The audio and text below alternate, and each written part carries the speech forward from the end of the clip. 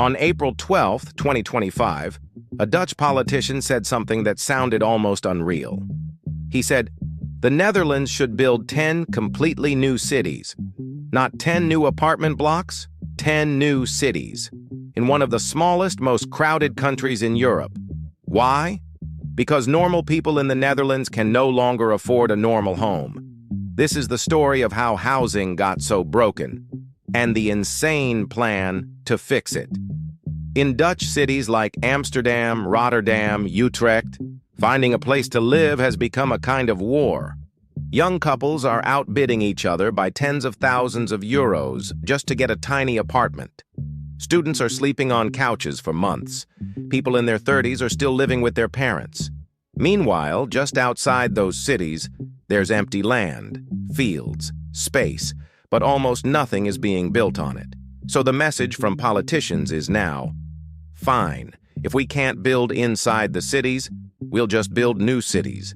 The proposal sounds like this: 10 new cities, each one with green neighborhoods, safe streets for kids, schools nearby, public transport, jobs, and parks. Not just more houses, but complete communities. This is more than a housing policy. This would be one of the biggest construction projects in Dutch history. But to understand why this idea even exists, we have to go back. Because the Dutch housing crisis didn't start in 2025. It started 80 years ago. After World War II, the Netherlands was traumatized. There had been famine, bombing, a desperate shortage of safe, decent housing. So the Dutch government didn't just say, the market will fix it. They created a national system to plan land use and build homes. Huge amounts of social housing were built with public money. Whole neighborhoods were designed from scratch. Apartment towers, shared green space, decent-sized homes for working-class families. By the 1970s, in cities like Amsterdam, up to 80% of homes were rentals provided by housing associations. Doctors, nurses, teachers, they all lived in the same mixed neighborhoods. Housing was seen as a public service, not a luxury product. In the 80s and 90s, something changed. People didn't just want a place to live. They wanted more space, a garden, a car in the driveway.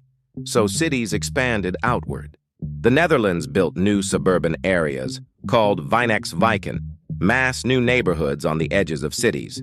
For many families, this was perfect. Modern houses, quiet streets. But there was a problem. These places often became what Dutch people call sleep cities. You sleep there. But you leave for everything else. Work, school, nightlife. They weren't real communities. At the same time, the government began pushing people to buy instead of rent. If you took out a mortgage, you got tax benefits. So people borrowed more, and more, and more. Home ownership went up, but so did debt. By the 2000s, Dutch households were carrying some of the highest private debt in the entire world. Then 2008 hit. Financing dried up, construction slowed down, and the rental system, the safety net, was quietly weakened. The government even started taxing social housing associations and telling them to sell off apartments to private investors, so the stock of affordable rental housing began to shrink. Demand kept growing, supply did not.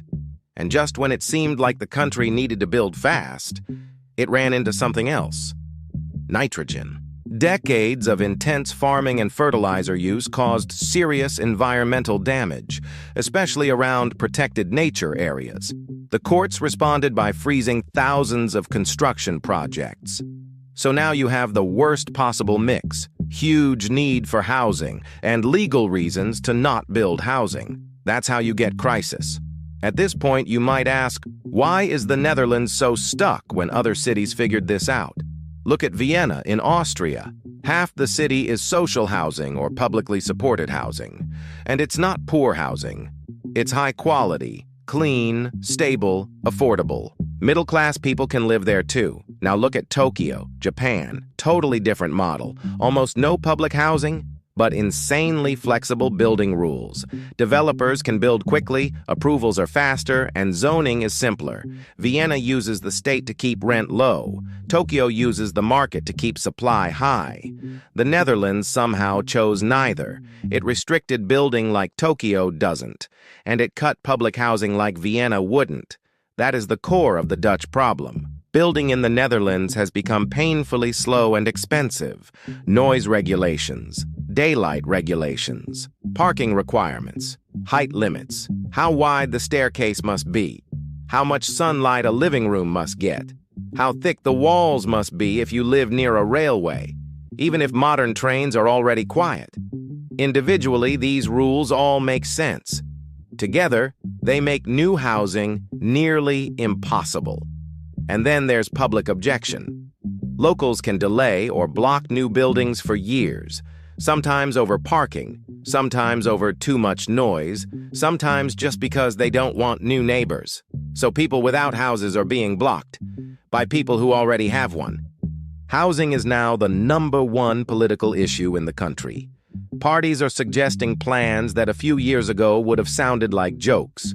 One left-wing party wants to shut down a giant steel factory and replace it with a brand new city.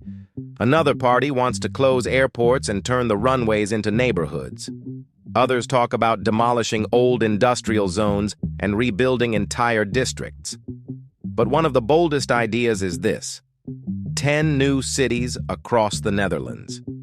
Not infill, not a tower here and there. Actual new cities.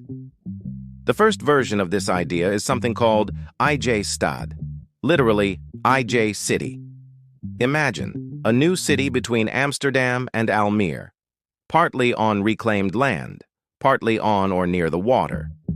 It is a modern polder city, built almost from nothing, designed to absorb the massive pressure around Amsterdam. Schools, transit, jobs, parks, all planned from the beginning. Not just build houses and hope businesses come. More like, build the ecosystem on day one. In theory, this relieves Amsterdam instead of choking it. In theory. To make this affordable, politicians are pushing modular construction. That means you don't build every house piece by piece on site. You build units in a factory, walls, kitchens, bathrooms, and then bring them in and stack them. This can make housing way faster and cheaper. But there's a catch. If you're not careful, you end up with neighborhoods where every single building looks identical. Copy-paste housing, no identity, no soul. So planners are saying, yes, modular, but with variation. Different facades, mixed materials, real street life, not just boxes in a field, because nobody wants to live in a place that looks temporary. Here's the uncomfortable truth almost nobody likes to say out loud. The main problem isn't the cost of building a house, it's the cost of land. A building actually gets worse over time. It ages, it cracks, it needs repairs. But the land under it, that gets more and more valuable, especially if the city around it becomes nicer. So who wins? The landowner, not the person who builds, not the person who works, the person who simply owns the ground. That means housing becomes less about a place to live and more about an investment asset, which pushes prices even higher. Some economists argue there's a way to break this cycle. It's called a land value tax. You heavily tax the value of the land itself, not the building on top of it. Why? Because land value usually comes from the community. Public transport, parks, schools, jobs nearby. Not from the individual owner working hard. Taxing land discourages people from sitting on empty plots and waiting for prices to rise. It encourages using land efficiently, and it brings prices down. But here's the problem. Dutch politics has spent decades doing almost the opposite. Instead of taxing land speculation, the system rewarded people for taking on bigger mortgages and treating housing like a money machine. Changing that now would mean going against the interests of many current homeowners, and those are the people who vote.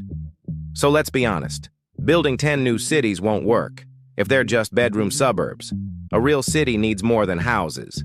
It needs schools, healthcare, good transit, sports fields, jobs, cafes, nightlife, libraries, shared spaces where people actually meet. Some Dutch planners point to new districts that failed because they only built supermarkets and parking.